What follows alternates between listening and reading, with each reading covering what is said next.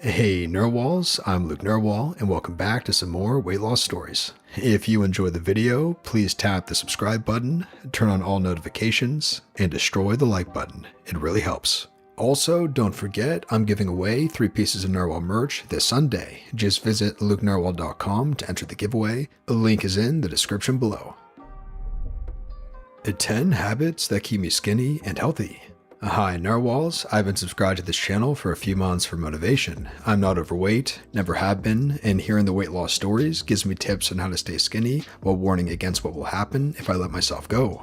My parents are overweight and gained the weight around my age in their 20s, so I feel like I need to adopt healthy habits now, especially as I tend to overeat when I'm stressed and don't have an active job or hobbies. I'm a bookworm, so I basically spent my entire childhood sitting down and reading. My fitness knowledge comes from a college yoga class, dance classes when I was a kid, and tips given by people I know in the medicine field, like my friend's mom. And based on what I know and what I like, I came up with simple, healthy, sustainable habits that keep me healthy, and I thought I'd share them here, just in case I can inspire someone. I'll also include things that won't necessarily help with weight loss, but that might help with mental health, things that keep my anxiety at bay.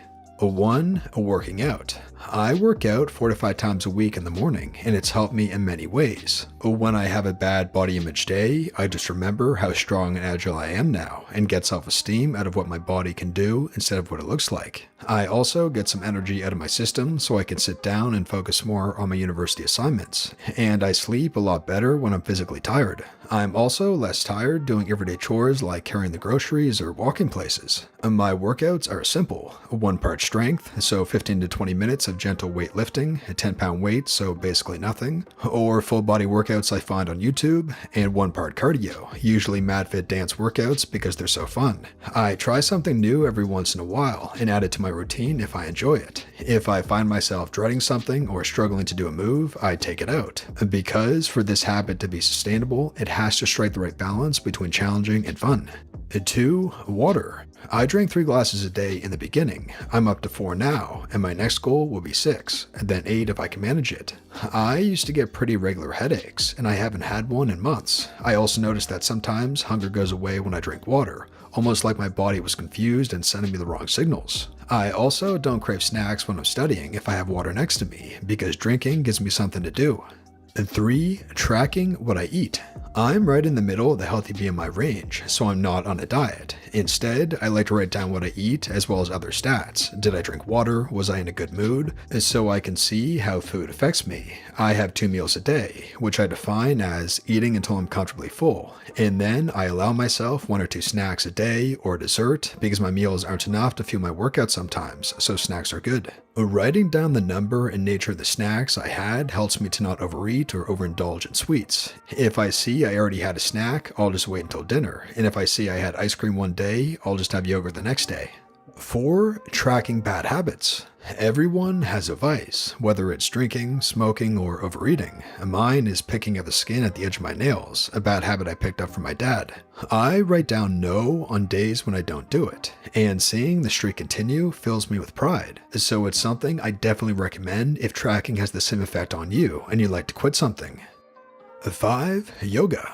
Working out is only 4 or 5 times a week, but for me, yoga is a daily thing. It relaxes me. Inverted poses, where your head is on the ground and your body is elevated, send oxygen in my brain and make me feel more focused. And it's a form of moving meditation for me, because it's a time of my day where I focus on my breath and nothing else. It's also a time reserved in my day to work on flexibility, and I've included the old ballet stretches from my childhood into my routine because doing them makes me feel like a kid again. Yoga may not work for you, but I think having something similar in your day that helps you relax and makes you happy is essential to stay happy and keep anxiety at bay. 6. Meditation. Speaking of keeping anxiety at bay, I used to think that meditation wasn't for me and thought it seemed stupid, but after doing it for a while, I can tell it really works for me. You may have to try a few before you find the one that speaks to you, and the good news is there is a ton on YouTube. I just do 10 minutes a day, focusing on my breath and things that cause me stress and willing the stress away. There are some for sleep and for beginners, and if nothing else works, put on calm music and just focus on breathing deeply for a few minutes. Thanks for listening, and I hope this helps. Sorry if there are any mistakes, English is my second language. Also, as a bonus, here are some tips I learned from my mother-in-law, who I thought was naturally skinny until I spent a week at her house. 1. Split your plate in 3. 1 part is vegetables, some leafy greens maybe. 1 part is meat, something that really fuels you up, full of protein. And 1 part is carbs, so pasta, rice, that sort of thing. That way, if you have chicken, you have broccoli to balance it out. Or if you have buttery pasta, you have healthy fish and carrots next to it. It's a very simple way to have a balanced diet. 2. Wait before dessert. If 30 minutes after your meal you're still hungry, then have something. But I've found that I'm usually not, and I've avoided a lot of overeating that way. It takes a while for your body to realize it's full. Give it time. 3. Moderation. If you had a big dinner, have a light breakfast. If you had an unhealthy lunch, make sure that dinner is healthy. It's okay to have fried chicken and cake, just as long as you balance it out. 4. Eat for fuel. Think about food not in terms of taste, but more in terms of how it'll make you feel. Comfortably full or stuffed, energized or sleepy. I've been a lot less drawn to ice cream since I started thinking of food this way, and a lot more drawn to fruit and healthy snacks. 2 parts to this weight loss. Starting weight 350 pounds, current weight 269, and goal weight 174. I like to think that my weight loss has been a 2-part journey, but perhaps when it's over, there will be more parts. The first year, I didn't try to lose weight, but instead focused on what made me want to eat 3 donuts in a day. It turns out, working at a crappy job with a crappy boss was the main reason. I switched jobs and began this journey. At first, all I wanted to do was just to concentrate on cutting down my portions, and diets didn't work for me, so I would still eat what I wanted, but be mindful of when I was full and learn that it was okay to leave food on my plate. It might not sound like much, but it was a big deal for me. I grew up poor, and when food was available, I eat and eat and eat. It took time to really acknowledge this as a problem and to mentally prepare myself for this journey. I knew that I also wanted to be more active, so I got really into Pokemon Go. I would go on long walks to catch Pokemon, and at one point had all my coworkers playing. It was a lot of fun, and I lost 50 pounds in that year. I learned what my body needed versus what my emotional state mandated, and I got an incredible support group. Then the pandemic happened and I fell into a depression. We were under stay-at-home orders and I couldn't go to the beach or parks on walks anymore. Everything was closed. I was very stressed out, wondering if my work would close or what would happen with my future. I began to snack a lot.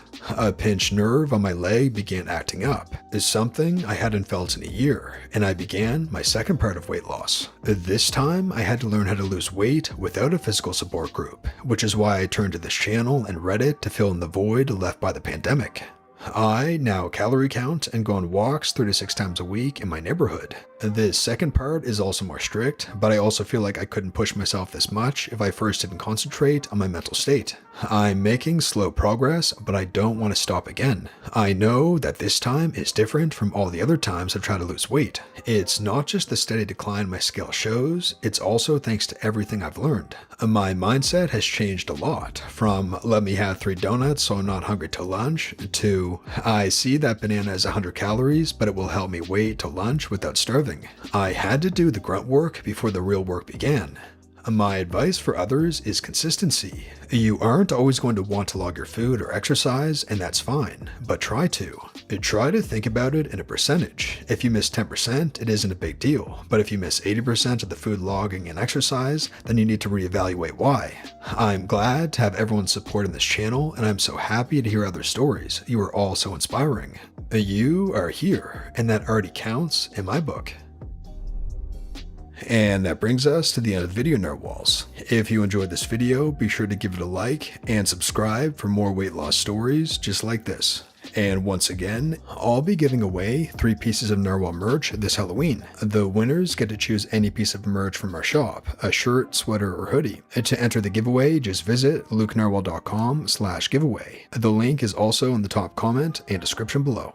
And once again, if you have a weight loss story or post you'd like to share to be featured on the channel, and just go to lukenarwhal.com/submit. and just fill out the form on that page, and if your post is selected, you'll be featured here on the channel, and plus you'll receive a small gift as thanks. You can submit absolutely anything you want to do with weight loss, from a struggle that you're dealing with, a success or victory that you had, weight loss tips for others, and just getting something off your chest, or what you've learned about weight loss, or absolutely anything else to do with weight loss. And just go to lukenarwhal.com/submit, the link is in the description below. And this has been your host Luke Narwhal, and until next time, have a good one, Narwhals.